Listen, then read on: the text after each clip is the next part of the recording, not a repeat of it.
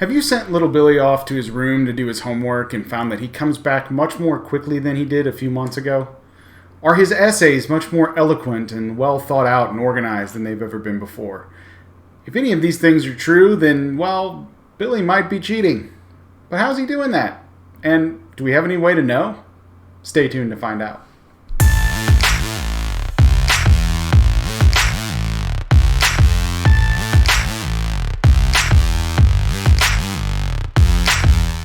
Alright, it's 2023, you're in junior high, and you've just been given a homework assignment to write an essay about the War of 1812.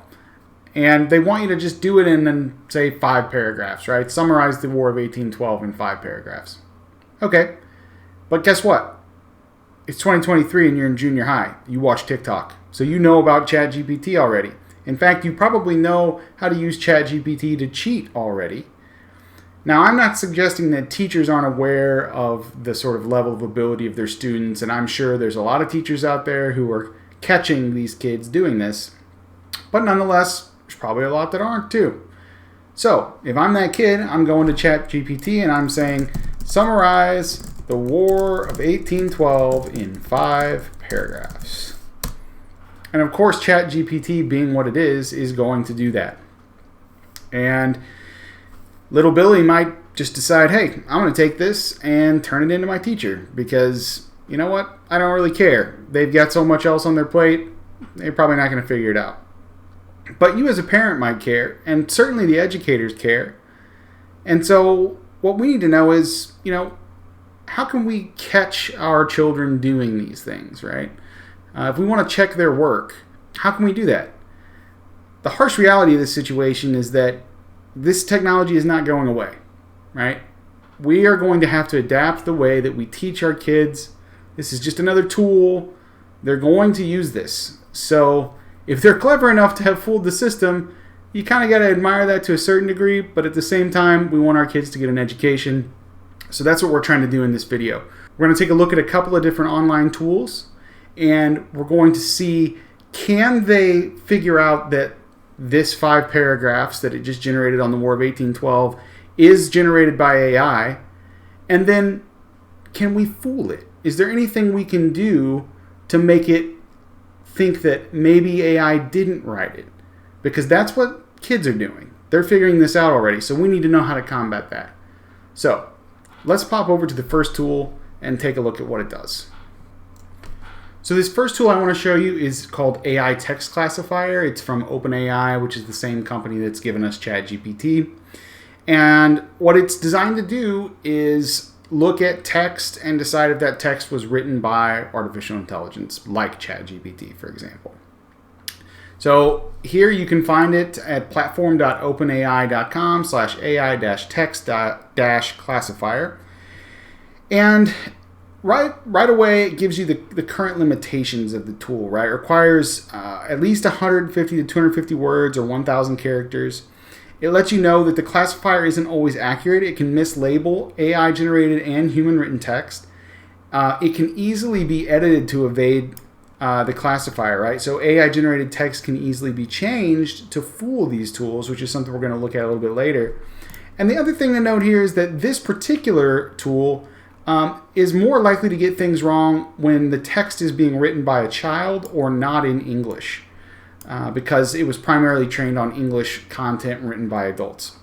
So keep all of those things in mind. Use this tool at your discretion, and if it comes back and says your kid is cheating, don't go and immediately get mad at him. Have a conversation with him, because it could be that your kid's actually just super smart and has figured out how to leverage this tool to his benefit, his or her benefit. So anyway, let's start by just taking what we have from ChatGPT here on the War of 1812. I'm going to copy it and paste it over here in the text classifier and hit submit. So interestingly, the classifier says it considers the text to be unclear if it's AI generated.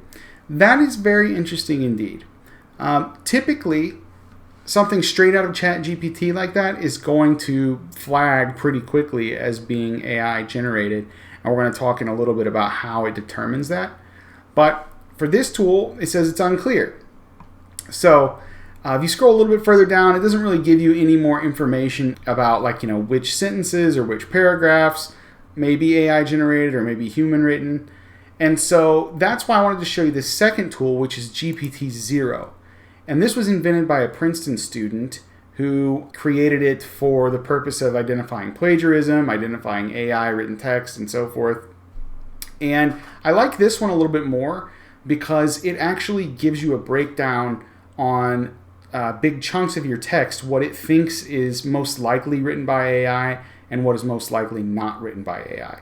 So if we take that same text and we paste it in there, note too that you can upload a file, PDF, docx, or text file here. So if your kid has already written their essay and saved it as a docx file, you could just pop that in here and it would go through that file and do the same analysis. If I hit get results, very interesting, right? So the tool that OpenAI provided said that it was unclear, while GPTZero says it's likely to be written entirely by AI, entirely. So it's a lot more confident that that text was written by AI, and of course, as we know, it was. So this is very, very interesting. And down here, we see two really important words, perplexity and burstiness score. So let's talk about that a little bit. When you think about ChatGPT and how it does what it does, it kind of runs on a sentence-by-sentence basis. And perplexity is this idea of the randomness of text, right? Like how random is the way that phrases are worded, the way that sentences are strung together, that sort of thing. And so if my understanding is correct, the AI, like ChatGPT, it's going to write with a very low level of perplexity. So it's modeled to anticipate what the next sentence should be or the next idea should be in a train of thought, right? And so what I think is happening here is, this classifier is sort of running through your text and it's saying how random is this? If your perplexity score is really low, then I think you're more likely to be looking at AI generated text. So if you're using this to look at your kids' homework, for example, you may see that they have a really low perplexity score, which probably means they've used ChatGPT or another one of the OpenAI tools to generate some of that text. But if their perplexity score is really high, then it's less likely that they've done that, with some caveats, which we're going to get into in a second. The second metric is called Burstiness.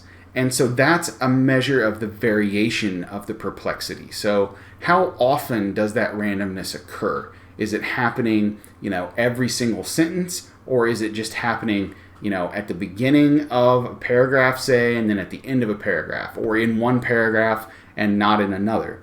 So these bursts of perplexity can help the detector determine whether or not the text is written by AI. So let's go back to the other screen here. So now that we know how the classifier works and what it's kind of looking for, right? Remember, it's looking for randomness in the organization of text and writing style, as well as the variance or occurrence of that randomness throughout the entire block of text. We can start to think about ways that people might deceive these AI detecting devices. So if I'm a clever, junior high student and I'm aware that, hey, ChatGPT is going to write this in a more competent way than I can, what I would probably do is go back over to ChatGPT and say, please rewrite the following text in the style of a ninth grader, for example. And I'm going to paste in my text from before. And then what we should see is ChatGPT take another stab at this. And I'm going to skip ahead here so that you don't have to sit through all of this typing from ChatGPT. Okay, so it rewrote the text for us. It's kind of funny. It started with the word hey. Hey, so the War of 1812. I mean, hey, that's pretty close to what a freshman would say. That freshman me would have said that. So what I'm going to do now is see how that compares to our original when we run it through GPTZero. So again, that first stab at the War of 1812 summarization resulted in a perplexity score of 22 and a burstiness score of 12. let's put in our new revised version in the style of a ninth grader and see what happens here. Okay, so we got a different result, right? We've started the process of deceiving the artificial intelligence detection devices. So now it says your text may include parts written by AI. Not entirely written by AI like it did last time, but just parts written by AI. And you can see here that the sentences highlighted are more likely to be written by AI. So these last two sentences, even though ChatGPT wrote them, GPTZero did not detect those as being written by AI, probably because these two sentences have high perplexity and or burstiness scores. So when we scroll down further, what I would imagine you're going to see is that one of these two sentences is going to be considered our most perplexing sentence. So let's scroll down here and take a look. Okay, higher perplexity score, higher burstiness score, and the sentence with the highest perplexity, this is now called the burning of Washington, perplexity of 72.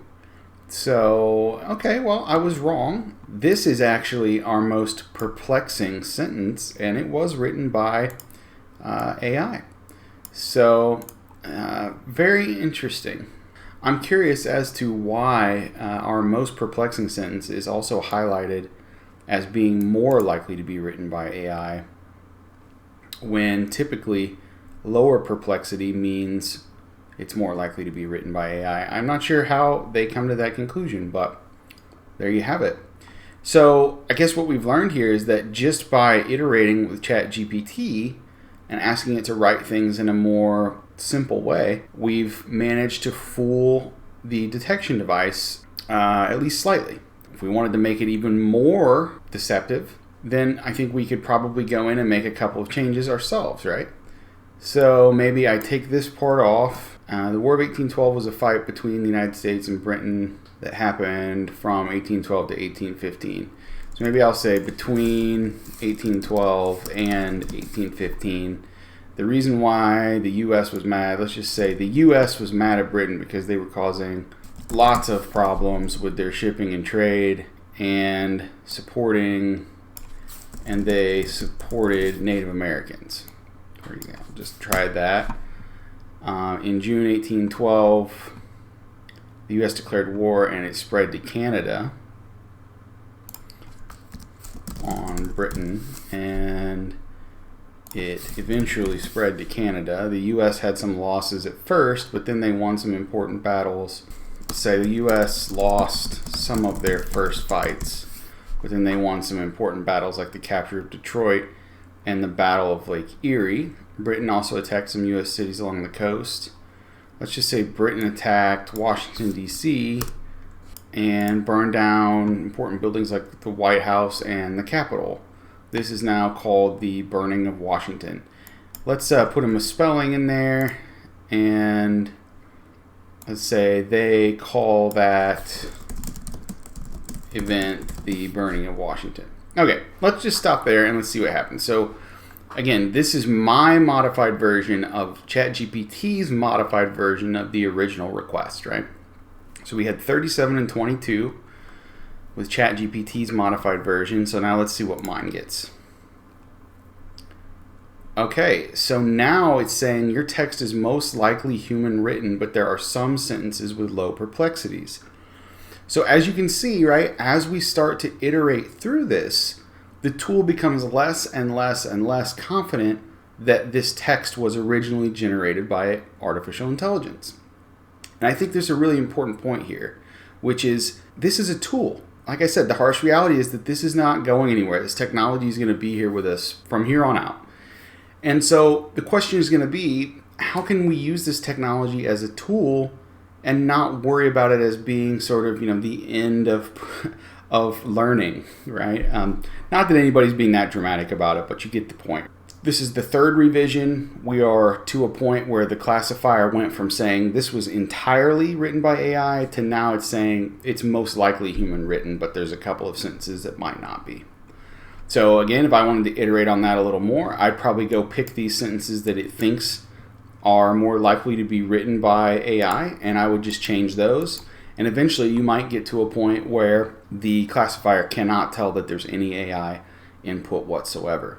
That's a way that kids could be using this tool to create their essays, do their homework assignments, and you may not necessarily be able to tell, even with the AI detection tools that we've looked at in this video.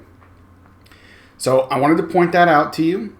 Again, use this at your own discretion. You just saw how easy it was to fool this tool.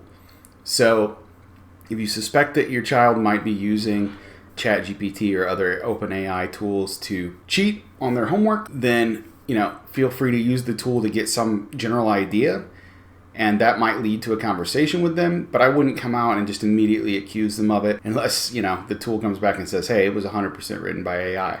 Also remember too that when we looked at the AI text classifier from OpenAI themselves, which is their AI detection tool, it specifically said if the text was written by a child, then this tool is less likely to produce accurate results. So those are things that you have to think about and consider when you're using these tools. But the point of this video was really just to help you become more informed about, number one, how kids might be using these tools to cheat on homework assignments, and number two, how you might be able to kind of head that off by using some of these AI detection devices to take a look at your kids' work if you suspect that they might be cheating. We're not done talking about this topic yet.